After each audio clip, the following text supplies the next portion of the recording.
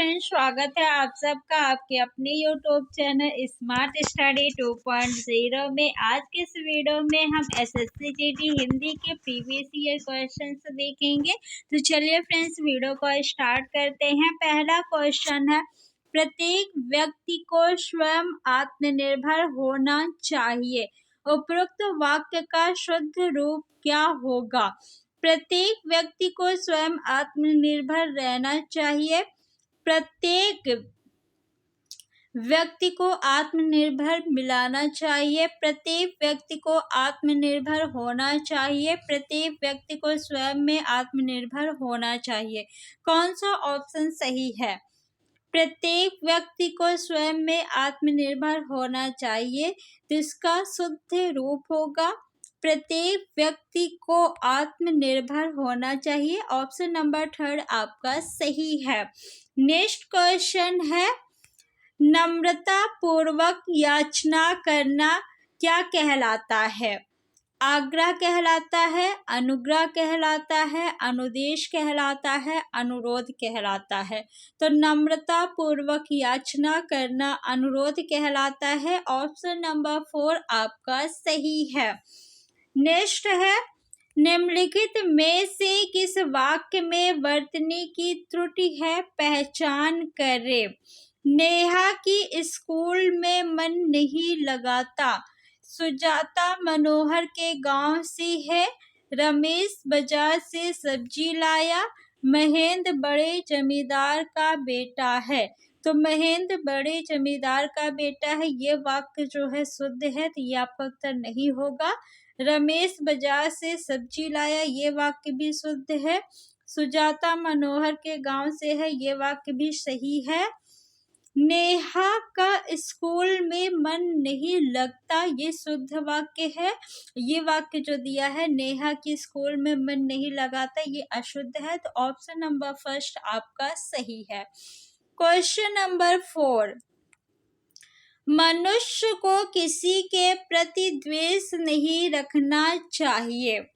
उक्त वाक्य में प्रयुक्त द्वेष के स्थान पे उसके समानार्थी शब्द का प्रयोग निम्न में से किस वाक्य में किया गया है?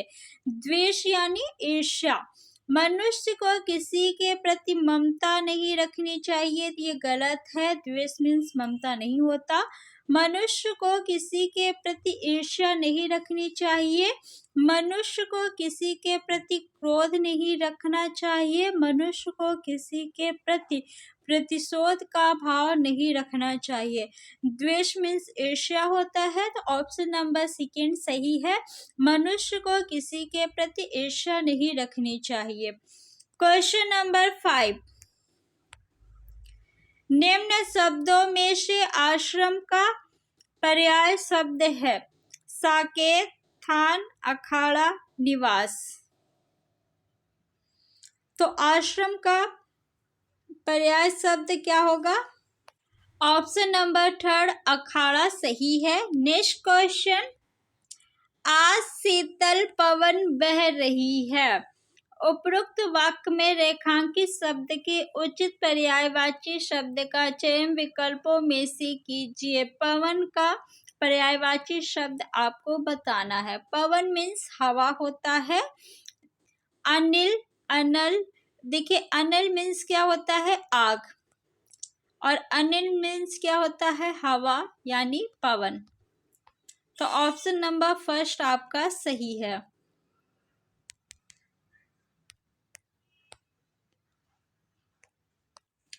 जिससे किसी कार्य के करने का बोध होता है उसे कहते हैं संज्ञा, विशेषण, सर्वनाम, क्रिया। संज्ञा किसे कहते हैं? जिससे किसी व्यक्ति, वस्तु, स्थान, भाव आदि के नाम का बोध हो, यानी किसी भी व्यक्ति, वस्तु, स्थान आदि के नाम को संज्ञा कहते हैं। विशेषण किसे कहते हैं? संज्ञा या सर्वनाम की विशेषता बताने वाले शब्द को विशेषण कहते हैं। सर्वनाम का शाब्दिक अर्थ क्या है? सर्वनाम यानी सबका नाम। तो जो शब्द संज्ञा के स्थान पे प्रयुक्त होते हैं उन्हें हम सर्वनाम कहते हैं। क्रिया किसे कहते हैं? जिस शब्द से किसी कार्य के होने या करने का बोध होता है उसे हम क्रिया कहते हैं, जैसे पढ़ना, लिखना, खेलना, कूदना, सोना, रोना। ऑप्शन नंबर 4 आपका सही है। क्वेश्चन नंबर 8, निम्न वाक्यांश के लिए एक शब्द क्या होगा जिसके शिखर पर चंद्र हो? जिसके शिखर पे चंद्र हो उसे क्या कहेंगे? चंद्रशेखर। ऑप्शन नंबर 3 आपका सही है। क्वेश्चन नंबर 9, जो निगाह से परे हो इस वाक्यांश के लिए एक सार्थक शब्द है। जो निगाह से परे हो यानी आंखों के सामने ना हो उसे परोक्ष कहते हैं, और जो आंखों के सामने हो उसे क्या कहते हैं? प्रत्यक्ष कहते हैं। क्वेश्चन नंबर 10, दिए गए वाक्य के रेखांकित शब्द को सर्वोचित विकल्प से प्रतिस्थापित करें। बारात का अभिवादन आत्मीयता से किया गया। अभिवादन की जगह पे आप किस शब्द को रख सकते हैं? स्वागत, अपमान, अभिनंदन, सम्मान। तो बारात का स्वागत। ऑप्शन नंबर 1 आपका बिल्कुल सही है। क्वेश्चन नंबर 11, निम्नलिखित विकल्पों में से कौन सा एक वाक्य मूल क्रिया विशेषण से संबंध नहीं रखता है? तुम ठीक कह रहे हो। सीता खेलती कूदती रहती है। वह अचानक आ गया। नगर यहाँ से दूर पड़ता है।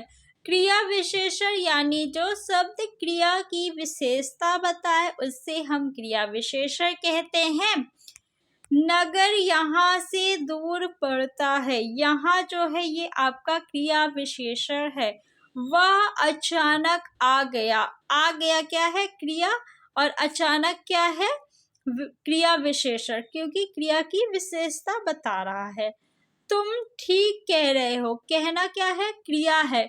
क्या कह रहे हो? ठीक कह रहे हो, यानी ठीक जो है वो आपका क्रिया विशेषण है। सीता खेलती कूदती रहती है, इसमें जो है क्रिया विशेषण शब्द नहीं है। खेलना कूदना क्या है? क्रिया है। तो ऑप्शन नंबर 2 आपका सही हो जाएगा। नेक्स्ट क्वेश्चन दिया हुआ है क्वेश्चन नंबर 12, उसकी महिला, ये रेखांकित शब्द है, भी उसके साथ आई। इस वाक्य में रेखांकित शब्द के स्थान पर सर्वोचित शब्द निम्न में से क्या होगा? महिला का बताना है, ठीक। पत्नी, स्त्री, मित्र, साथी। उसकी महिला, महिला यानी पत्नी, उसकी पत्नी भी उसके साथ आई। ऑप्शन नंबर 1 आपका सही है।